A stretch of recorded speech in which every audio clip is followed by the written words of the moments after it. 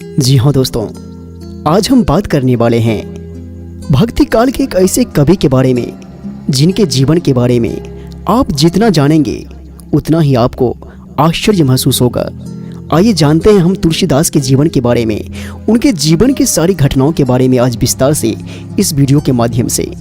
तो आइए शुरू करते हैं इस वीडियो को। मित्रों, तुलसीदास का जन्म उत्तर प्रदेश के वांदा जिले के राजपुर में 13 अगस्त 1532 में हुआ था।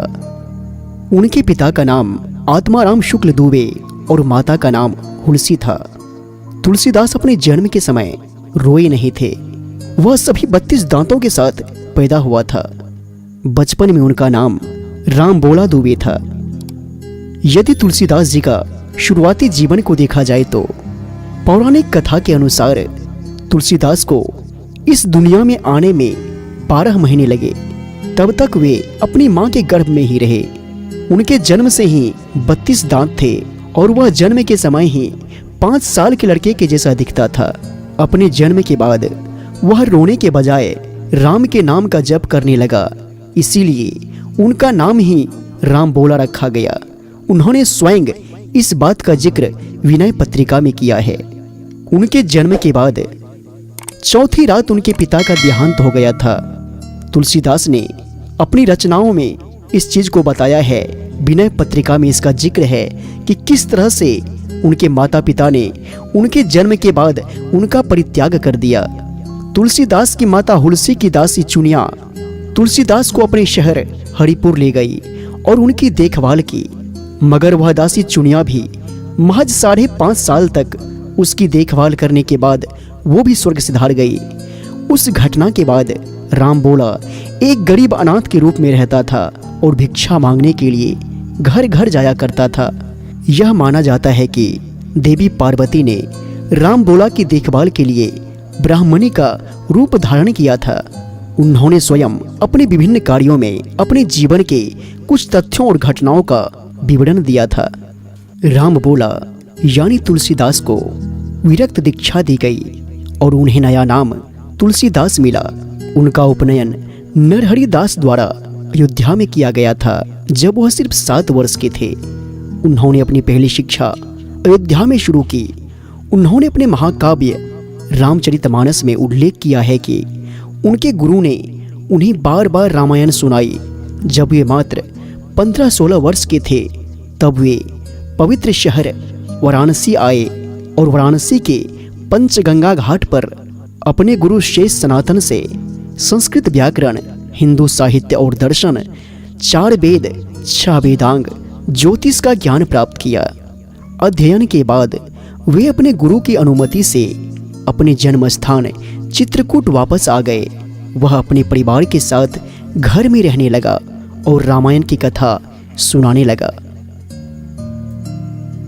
तुलसीदास का विवाह विक्रम 1583 में रत्नाबली से हुआ, जो कि बहुत ही बुद्धिमती थी और ये दोनों राजपुर में ही बस गए थे। और उनका इकलौता तारक पुत्र तारक शैशवावस्था में ही मर गया था। तुलसीदास को अपनी पत्नी से बहुत लगाव था। वो उनसे एक दिन का भी अलगाव सहन नहीं कर सकता था। एक दिन उनकी पत्नी बिना बताए अपने पिता के घर चली गई अपने भाई के साथ। जब तुलसीदास को पता चला तो तुलसीदास रात को चुपके से अपने ससुर के घर उनसे मिलने गए। इससे रत्नाबली में शर्म की भावना पैदा हुई। उन्होंने तुलसीदास से कहा, मेरा शरीर मांस और हड्डियों का एक जाल है। यदि आप भगवान राम के लिए मेरे गंदे शरीर के लिए अपने प्यार का आधा भी विकसित करेंगे तो आप निश्चित रूप से इस संसार के सागर को पार करेंगे और अमरता और शाश्वत आनंद प्राप्त करेंगे। ये शब्द तुलसीदास के हृदय को तीर की तरह चुभ गए और वहां वो एक पल भी रुके बिना उन्होंने घर छोड़ दिया और तपस्वी बन गए। ऐसा माना जाता है कि तुलसीदास वाल्मीकि के अवतार थे। हिंदू शास्त्र भविष्योत्तर पुराण के अनुसार भगवान शिव ने अपनी पत्नी पार्वती को बताया था कि वाल्मीकि कलयुग में कैसे अवतार लेंगे। ग्रंथों के अनुसार ऐसा माना जाता है कि हनुमान वाल्मीकि के पास रामायण गाते हुए सुनने के लिए जाते थे। रावण पर भगवान राम के विजय के बाद हनुमान हिमालय में राम की पूजा करते रहे। तुलसीदास ने अपनी कई रचनाओं में भगवान हनुमान से मुलाकात होने का वर्णन किया है। तुलसीदास की पहली मुलाकात हनुमान जी से वाराणसी में हुई थी, जहां वह भगवान हनुमान के चरणों में गिर गए और बोले, मुझे पता है कि आप कौन हो, इसलिए आप मुझे छोड़कर दूर नहीं जा सकते। और भगवान हनुमान ने उन्हें आशीर्वाद दिया। तुलसीदास ने हनुमान जी के सामने अपनी भावना व्यक्त की कि वह भगवान राम को अपने सामने देखना चाहते हैं, उनका दर्शन करना चाहते हैं। तो हनुमान जी ने उनका मार्गदर्शन किया और उनसे कहा कि चित्रकूट जाओ, जहां तुम वास्तव में राम को देखोगे। हनुमान जी के निर्देशानुसार वे चित्रकूट के रामघाट स्थित आश्रम में रहने लगे। एक दिन जब वे कामदगिरी पर्वत की परिक्रमा करने गए तो उन्होंने 2 राजकुमारों को घोड़े पर सवार देखा, लेकिन वह उनमें भेद ना कर सका। बाद में जब उन्होंने स्वीकार किया कि वे भगवान हनुमान द्वारा राम और लक्ष्मण गए थे तो वे निराश हो गए। इन सभी घटनाओं का वर्णन उन्होंने स्वयं अपनी गीतावली में किया है। अगली सुबह जब वे चंदन का लेप बना रहे थे तब उनकी फिर से राम से मुलाकात हुई। राम उनके पास आए और चंदन के लेप का एक तिलक मांगा। तब इस तरह से उन्होंने राम को स्पष्ट रूप में देखा।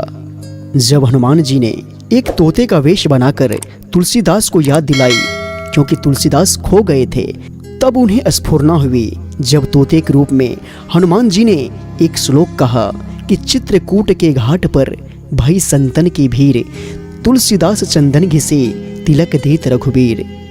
तुलसीदास इतने प्रसन्न हुए और वे चंदन के लेप के बारे में भूल गए। तब राम ने स्वयं तिलक लिया और उसे अपने माथे पर और तुलसीदास के माथे पर भी लगाया। विनय पत्रिका में तुलसीदास ने चित्रकूट के चमत्कारों का उल्लेख किया था और राम को बहुत बहुत धन्यवाद दिया था। उन्होंने बरगद के पेड़ के नीचे माघ मेले में याज्ञवल्क्य और भारद्वाज के भी दर्शन प्राप्त किए। ऐसा माना जाता है कि भगवान शिव ने स्वयं उन्हें संस्कृत के बजाय स्थानीय भाषा में अपनी कविता लिखने का आदेश दिया था। जब तुलसीदास ने अपनी आंखें खोली तो उन्होंने देखा कि शिव और पार्वती दोनों उन्हें आशीर्वाद दे रहे हैं। उन्हें अयोध्या जाने और अवधि में अपनी कविता लिखने का आदेश दिया गया था, जो कि माँ पार्वती और शिव के द्वारा।